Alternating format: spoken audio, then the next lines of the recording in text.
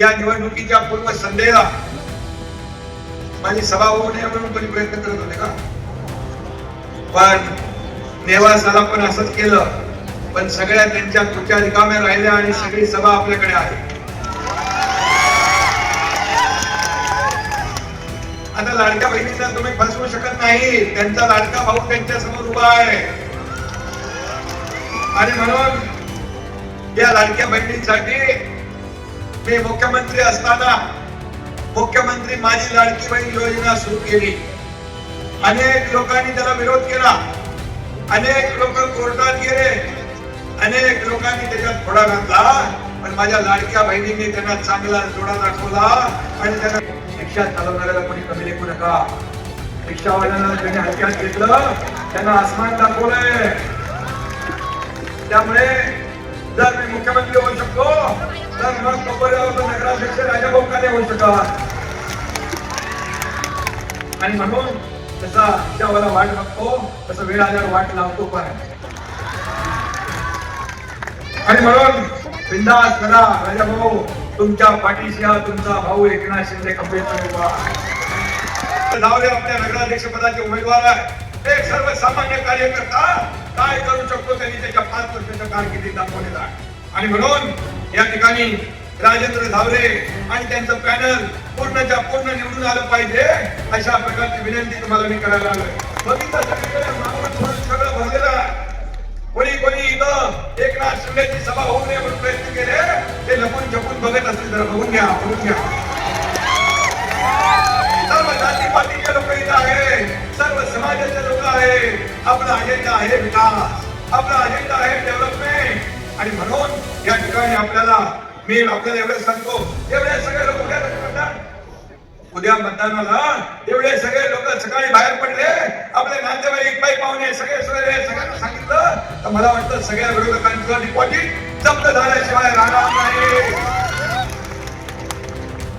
आणि राजेंद्र धावरे पाटील आणि त्यांची टीम या ठिकाणी बहुमताने निवडून आल्याशिवाय राहणार नाही असा विश्वास या ठिकाणी व्यक्त करतो. असं कधी जे होणार तेच बोलतो, जे होणार नाही ते बोलत नाही.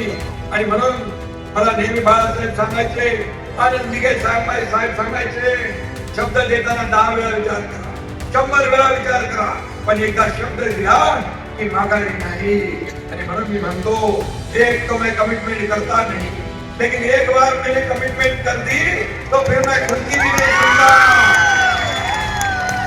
सुनता. इनकी बहीण योजना ओवाळी दर महिन्याला मिळते ना. आणि म्हणून कुणी माहिती आला तरी लाडकी बहीण योजना कधी बंद होणार नाही. उलट 1500 रुपये पत्रकार विकासात 2100 कधी करा. मी त्यांना सांगितलं योग्य वेळी देणार म्हणजे देणार. आणि फक्त या योजनेवर थांबणार नाही, माझ्या लाडक्या बहिणींना स्वतःच्या पायावर उभं करणार. आणि माझ्या लाडक्या बहिणी एकत्र येऊन छोटा मोठा व्यवसाय करू लागल्या. त्यांना लाडकी बहीण योजनेतून लाडकी बहीण लखपती बनवल्याशिवाय आम्ही राहणार नाही हा शब्द मी या ठिकाणी देतो. मला वाटतं या रिक्षा युनियनचं उद्घाटन आनंद दिघे साहेबांनी केलं. आनंद दिघे साहेबांनी या रिक्षा युनियनचं उद्घाटन केलं, याचा मला आनंद आहे. राजाभाऊनी रिक्षा चालक म्हणून काम केलं, युनियनचं अध्यक्ष बघितलं, रिक्षावाल्यांची संघटना वाढवली, पतसंस्था स्थापन केली. ते मुक्त आणि धूळमुक्त कोपरगाव झालं पाहिजे, बाकी शहरांसारखं स्वच्छ झालं पाहिजे ना. आणि ते देखील करण्याचं काम आपण करू. कोपरगाव शहराचं सांडपाणी पवित्र गोदावरीमध्ये जाऊन पाणी दूषित होत आहे, हे देखील थांबलं पाहिजे ना, ते देखील थांबतो. त्याबरोबर संरक्षण भिंत बांधायची आहे, सुशोभीकरण करायचं आहे, हे देखील आपल्याला करायचं आहे. त्याचबरोबर इकडे काय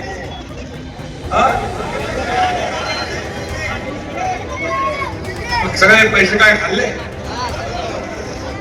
हडप. आता ज्यांनी हडप केलं त्यांना तुम्हाला निवडणुकीमध्ये गडप करायचं आहे. आणि म्हणून या ठिकाणी आपल्याला सांगतो, जे आपल्याला 9 वर्षामध्ये पालिकेत खूप भ्रष्टाचार झालेला आहे आणि हे जनतेचे पैसे आहे, हे लोकांचे पैसे आहे, त्या माध्यमातून हे देखील मी या ठिकाणी सांगू इच्छितो. आणि म्हणून मी आपल्याला एवढं सांगतो की आपण छत्रपती शिवाजी महाराज, छत्रपती संभाजी महाराज, भारतरत्न बाबासाहेब आंबेडकर भव्य पुतळे उभारले. कोणी उभारले? राजा भाऊने उभारले. असा राजा भाऊ बघा या ठिकाणी महापुरुषांचे पुतळे उभारले. गरीब विस्थापित टपरीधारक मुस्लिम बांधवांना यांनी न्याय दिला. जात धर्म काही पाहिला नाही. घरात बसून नाही फील्डवर उतरून काम करणारा राजा भाऊ आहे. म्हणून एवढे लोक जमा झालेले आहे. आणि म्हणून हा लढणारा आहे, रडणारा नाही. हा बाळासाहेबांचा लढवय्या शिवसैनिक आहे. धर्मवीर आनंदीकर साहेबांचा लढवय्या कार्यकर्ता आहे. आणि म्हणून त्याच्यासाठी हा एकनाथ शिंदे इथं आलेला आहे. तुम्हाला विनंती करायला या ठिकाणी आपल्याला त्यांना मदत करायची आहे.